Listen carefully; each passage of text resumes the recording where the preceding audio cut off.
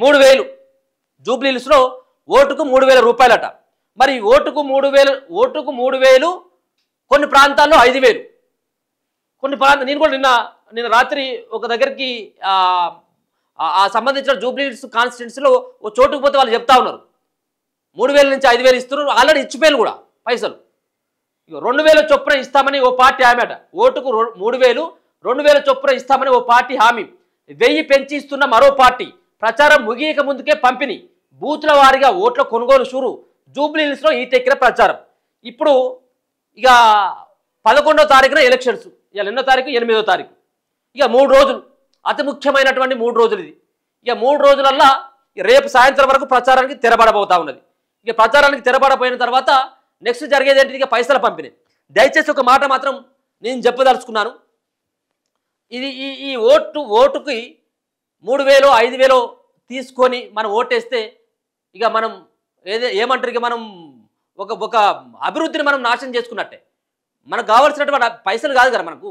మన ప్రజల్లో ఎవరుంటారో, ఏ వ్యక్తి ఉంటాడో, ప్రజల కోసం ఎప్పుడు పిలిచినా కానీ ఎవరైతే వస్తారో వాళ్ళకి మనం ఓటేయాలి. ఈ పైసలు తీసుకొని 3000 ఇస్తే, ఇంకోటి వచ్చి 6000 ఇస్తే, 6000 ఇచ్చినోడికి ఓటేస్తే ఇక మనం మనుషులం కాదన్నట్టు లెక్క. మనం మనుషులం కాదు. ఇక పైసలు తీసుకొని ఓటేసేటటువంటి వాళ్ళు అసలు మనుషులే కాదు.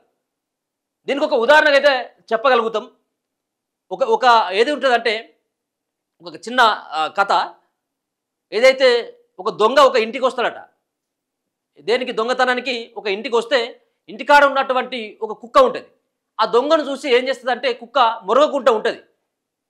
సరే, దొంగకు ఎట్లయినా మంచిదే, ఇంట్లో ఉన్నటువంటి ఏదైనా బంగారం కానీ పైసలు కానీ ఎత్తుకుపోవడానికి వచ్చినటువంటి దొంగకి ఎందుకైనా మంచిది కుక్క అరవకుండా ఉండాలి కాబట్టి అని తెచ్చుకున్నటువంటి 2 చికెన్ ముక్కలు ఆ కుక్కకి వేస్తాడట.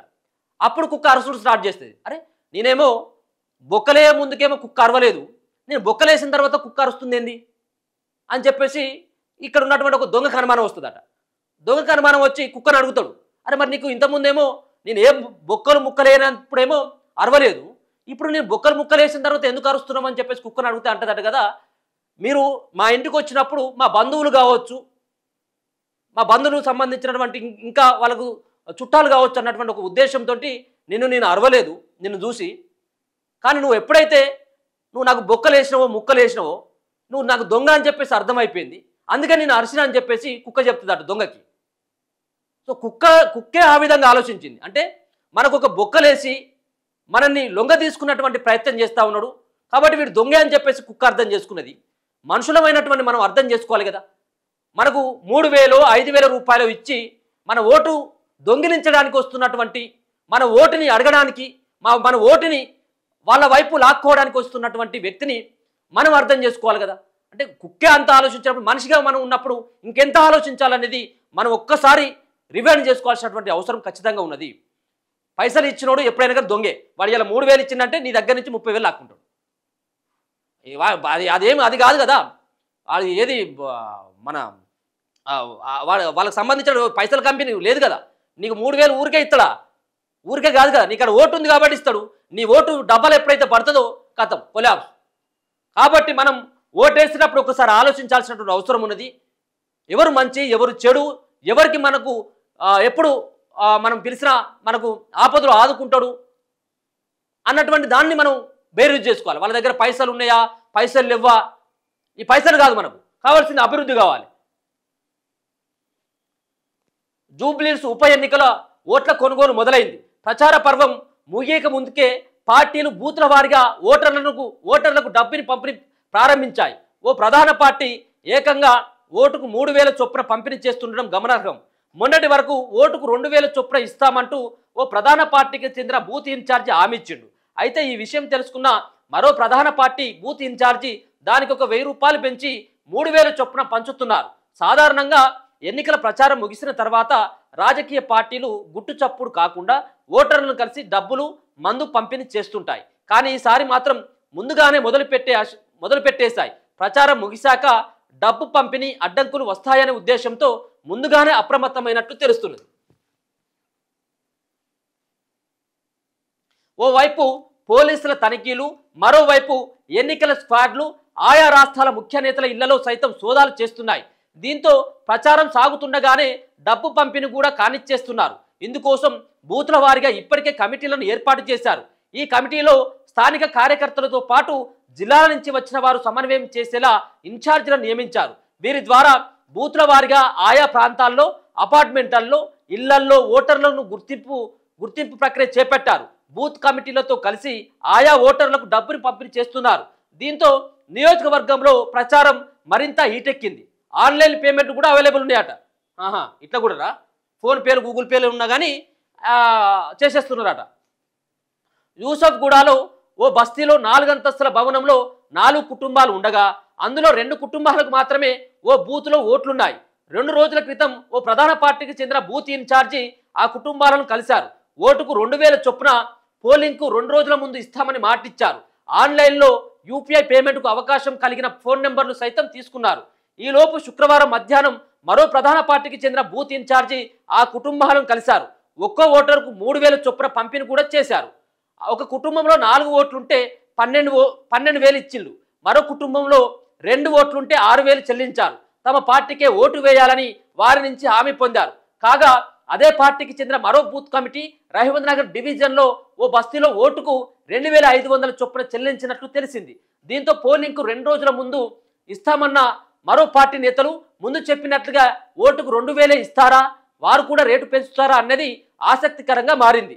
కానీ తొలిత 2,000 ఇస్తామన్న పార్టీ వైపు మొగ్గు చూపిన ఓటర్లు మరో పార్టీ 3,000 ఇస్తుండడంతో పునరాలోచనలో పడ్డట్టు తెలుస్తుంది. ఇప్పుడు జూబ్లీహిల్స్లో పైసలు నమ్ముకొని ఓట్ల ద్వారా పైసలతోటి ఓట్లు కొనుగోలు చేయొచ్చు అని చెప్పేసి నమ్ముతున్నటువంటి పార్టీలు ఇప్పుడు చివరి నిమిషంలో 5-10,000 ఓట్లు మార్జిన్తో ఉంటే ఎవరు ఓడిపోయినా, ఎవరు గెలిచినా గదే దాంతో 10,000, 7,000 నుంచి 10,000 మధ్యలో ఎవరైనా గెలిచేది. సో పైసలు పంచి ఈ ఒక 10-15 వేల రూపాయలుతో ఒక 15,000 ఓట్లు కనుక కొంత అటువైపు కనుక లాక్కున్నట్టయితే అభ్యర్థి బయటపడేటువంటి అవకాశం ఉంటుంది గట్టిగా నమ్ముతా ఉన్నారు.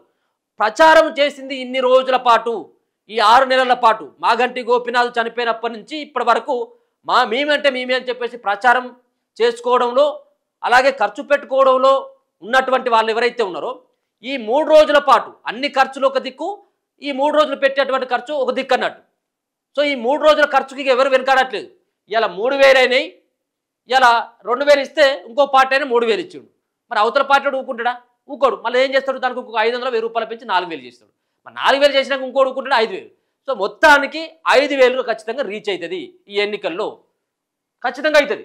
సో ఇదంతా కూడా ఓట్లను కొనుగోలు చేసేటువంటి ఒక ప్రక్రియ కొనసాగుతూ ఉన్నది.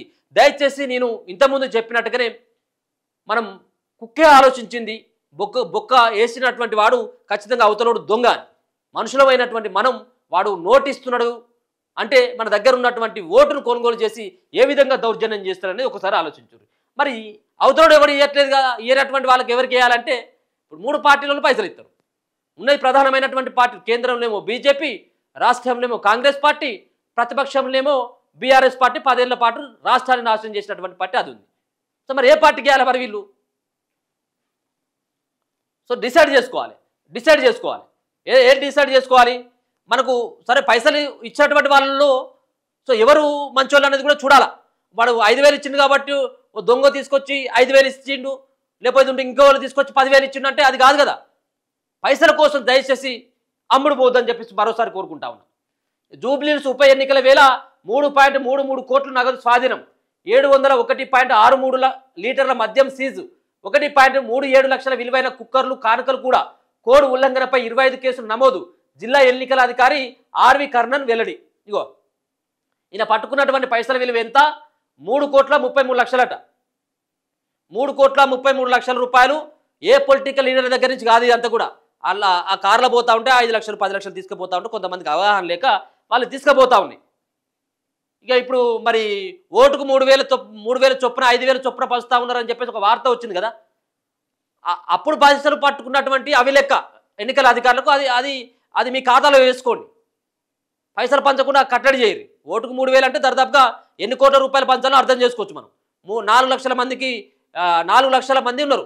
4 లక్షలు ఇంటూ 3,000 మంది, ఒక్కొక్క ఓటుకు 3,000. జూబ్లీహిల్స్ ఉప ఎన్నికల వేళ తనిఖీలు ముమ్మరంగా జరుగుతున్నాయి.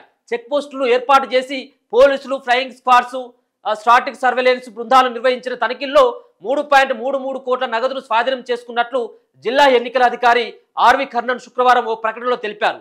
ఇందులో పోలీసులు 1.40 కోట్లు అంటే 1,40,00,000 రూపాయలు, ఎస్ఎస్టీ 1.34 కోట్లు, అలాగే ఎఫ్ఎస్టీ 58,023 లక్షలు స్వాధీనం చేసుకున్నారు. మరోవైపు ఎక్సైజ్ శాఖ పోలీసులు 4.74 లక్షల విలువైన 701.63 లీటర్ల మద్యం సీజ్ చేసింది. 1.97 లక్షల విలువైన 2.624 కిలోల గంజాయి, 0.011 గ్రాముల మాదక ద్రవ్యాలు స్వాధీనం చేసుకున్నారు. ఉప ఎన్నికల నేపథ్యంలో ఉచితంగా పంపిణీ చేసేందుకు తీసుకెళ్తున్న 1.37 లక్షల విలువైన కుక్కర్లు, ఇతర కానుకలు కూడా సీజ్ చేసిందట. ఎన్నికల కోడ్ ఉల్లంఘనకు నిబంధించి 25 కేసులు నమోదైనాయట ఇప్పటి వరకు. సో అట్లా ఉన్నది.